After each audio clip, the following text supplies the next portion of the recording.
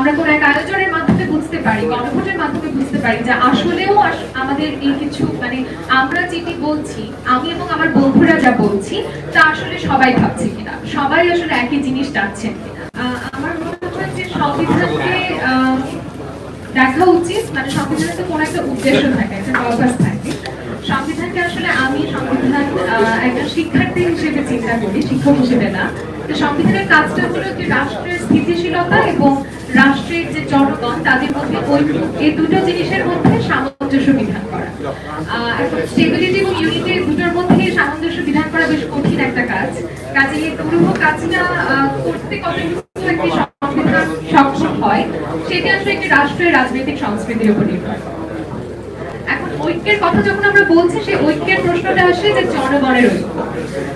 জনগণ মানে we the people, অর্থাৎ এই মানুষের মধ্যে যে বিভিন্ন ধরনের বিভক্তি আছে, যে দ্বন্দ্বগুলো আছে, সেগুলোকে নিরসনের একটু চেষ্টা আসলে সংবিধান করবে। এখন ছোট্ট একটি রুমের মধ্যে আমাদের মধ্যে ঐক্য বিধান করা যাচ্ছে না। কেউ সামনে ছবি তুলছেন, কেউ পেছনে ছবি তুলছেন, কে যে কি কথা বলছেন কিছু বোঝা যাচ্ছে না। দেশের যত জনগণের মধ্যে যে কি করে আসলে ঐক্য বিধান হবে, সেই দুরূহ কাজটা কি করে সংবিধান করবে, এটি আসলে একটি বিশাল গবেষণার জায়গা। আজকের প্যানেলে আমি আসলে একজন মাত্র শিক্ষক, কাজে আমার মনে হচ্ছে যে আমি একটু একাডেমিক তাত্ত্বিক কথাবার্তা না বললেই না। জনগণ আসলে কারা এই বিষয়ে আমার মনে হয় যে আজকাল খুব ধোঁয়াশাপূর্ণ এবং বায়বীয় আলোচনা হচ্ছে। কারণ সকলেই মনে করি যে আমি এবং আমার বন্ধুরাই হয়তো জনগণ, বাকি কেউ হয়তো মনে করছেন যে তারা এবং তাদের বন্ধুরা জনগণ, কিন্তু আমরা সকলেই কিন্তু জনগণ এবং আমাদের সকলের মিলিত প্রয়াসে আসলে কোনো একটা কিছু আমরা হয়তো হাসিল করতে পারবো। আমাদের যে খসড়াটি এখানে করা হয়েছে, খসড়া আমি আমার এক্সপেকটেশন ম্যানেজ করেছি। অবশ্যই এটি একটি দুজন তিনজনের কাজ, কাজে এখানে অনেক অনেক কিছুই থাকবে যেগুলো নিয়ে আমরা আলোচনা করতে পারবো পরবর্তীতে। খসড়াতে একটি কথা এসেছে যে সংবিধান যদি পুনর্লিখন হয় তাহলে আইনসভার মাধ্যমে গৃহীত হবে এবং তারপর গণভোটে যাবে।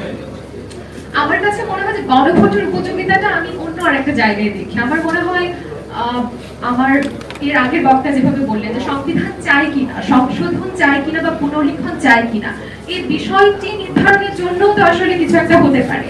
আমরা কোন এক আয়োজনের মাধ্যমে বুঝতে পারি, গণভোটের মাধ্যমে বুঝতে পারি যে আসলেও আমাদের এই কিছু মানে আমরা যেটি বলছি, আমি এবং আমার বন্ধুরা যা বলছি তা আসলে সবাই ভাবছে কিনা, সবাই আসলে একই জিনিস চাচ্ছেন কিনা।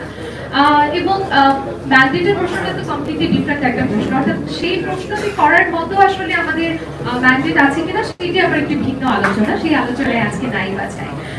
সংবিধানে অনেকগুলো তর্কিত অংশ আছে আমাদের, এবং সেই তর্কিত অংশগুলোকে মোটামুটি সামলানোর চেষ্টা করা হয়েছে খসড়ায়। আমাদের সমস্যা আছে আমাদের আদিবাসী প্রশ্নে, সমস্যা আছে আমাদের নারী প্রশ্নে, সমস্যা আছে আমাদের ধর্মের প্রশ্নে। অর্থাৎ একটি রাষ্ট্রের কিছু মৌলিক চরিত্রগত জায়গায় কিন্তু আমাদের বেশ কিছু তর্কিত অংশ আছে। এখন এই তর্কিত অংশগুলোকে সমাধান করার জন্য কিন্তু আসলে আমাদের একাডেমিক্যালি বলা হচ্ছে যে সবচেয়ে উপযোগী পদ্ধতি হলো ডায়ালগিক ইনক্রিমেন্টালিজম, সংলাপের মাধ্যমে ধারাবাহিকভাবে আলাপের মাধ্যমে এই তর্কিত অংশগুলো সমাধান করতে হবে। এখন এই তর্কিত অংশগুলো সমাধান করতে গিয়ে যেমন খসড়াতে এসেছি, কোথায় যেন দেখলাম উপজাতি শব্দটি ব্যবহার করা হয়েছে, যেটা I personally do not endorse, এবং আমি বিশ্বাস করি যে আমার এখানে অনেকে এন্ডোর্স করবেন না। কাজে এই শব্দ বন্ধ ব্যবহার করার ক্ষেত্রে বা একটি ধারণা প্রতিষ্ঠার ক্ষেত্রে কিন্তু অনেক সাবধানী হতে হবে যে কোন কথাগুলো আমি বলবো, কিভাবে বলবো, এবং নারী প্রশ্ন, আদিবাসী প্রশ্ন, ধর্ম প্রশ্ন আমি কি করে সমাধান করবো। আমরা যখন বলছি যে তর্কিত অংশগুলো আমরা সমাধান করে তারপর কিছু একটা খসড়া করে গণভোটে যাবো, এটা আসলে কোনোভাবেই কোনো গণতান্ত্রিক পদ্ধতিতে সম্ভব হতে পারে না, মানে এটা কোনোভাবেই একটি স্বচ্ছ প্রক্রিয়া হবে না। অবশ্যই বিতর্ক থাকতে হবে, গণপরিষদ হতে হবে, সেখানে আলোচনা হতে হবে, তারপরে আসলে তর্কিত অংশগুলো সমাধান করতে পারবে। আরেকটা শেষ আলোচনায় একটু ইনিশিয়েট করে শেষ করতে চাচ্ছি, তা হলো অংশীজনের মতামত। আমার মনে হয় অংশীজনের মতামত নিয়ে একটু স্বচ্ছতার প্রয়োজন আছে, কারণ আমি যে উত্তরটা শুনতে চাচ্ছি সেই উত্তর যিনি দিবেন তাকে ঠিক অংশীজন হিসেবে আইডেন্টিফাই করাটা একটু প্রবলেম্যাটিক আর কি।